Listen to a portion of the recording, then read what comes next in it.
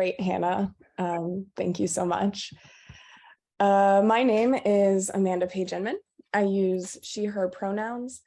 I am a white woman with brown hair pulled back. I'm wearing a brown turtleneck tank top, and I am sitting between two white doors, one of which is ajar.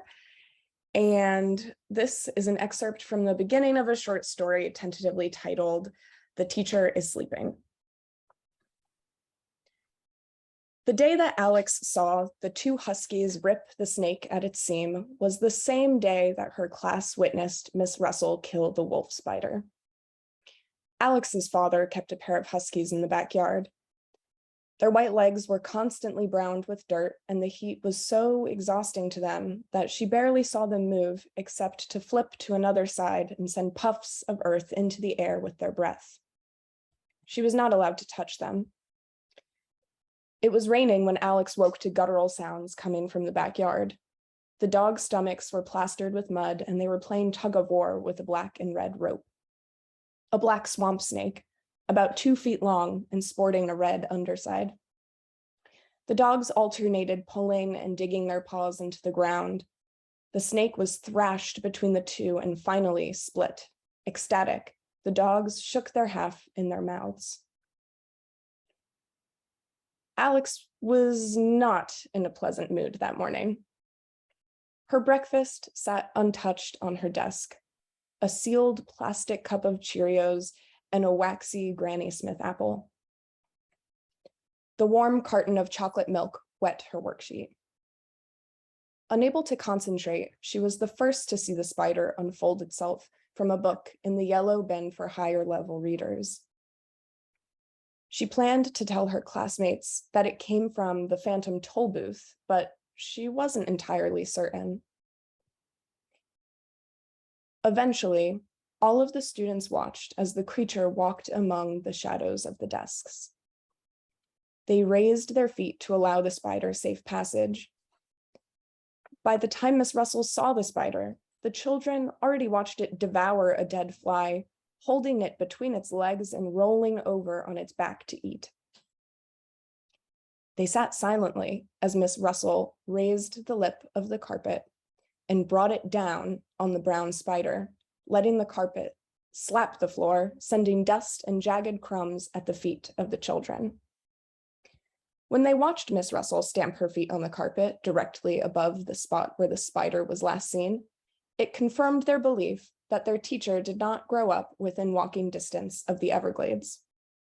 Collectively, but silently, they agreed to defend nature from Miss Russell, and in turn to protect her so that she wouldn't need to kill anything, ensuring they would never have to watch her cry while peeling misshapen strands of a wolf spider, almost mammalian in its size, out of the rubber grid of the carpet's underside.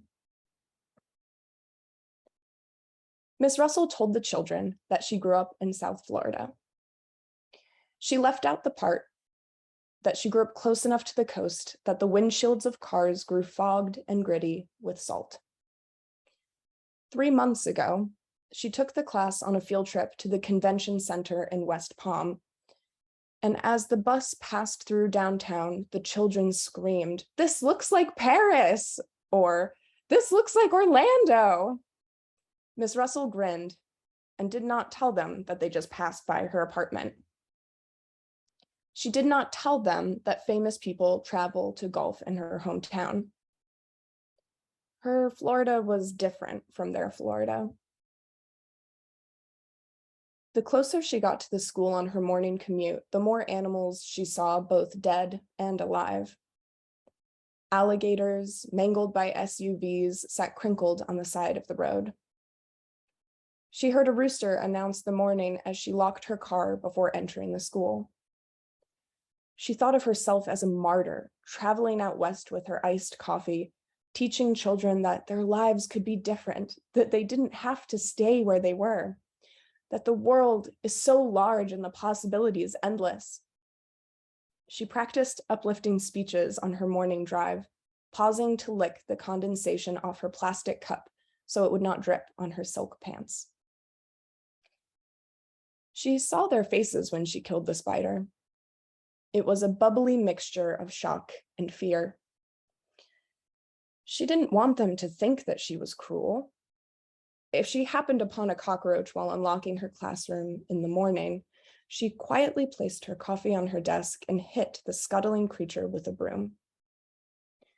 She swept the overturned bug out the back door and washed her hands immediately.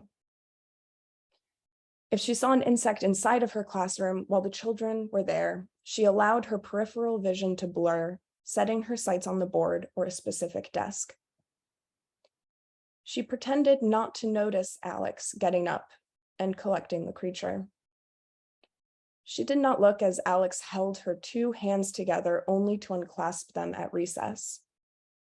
Miss Russell participated in a strange alliance typical between adults and children. A child protects an adult permits the child to pretend. Thank you.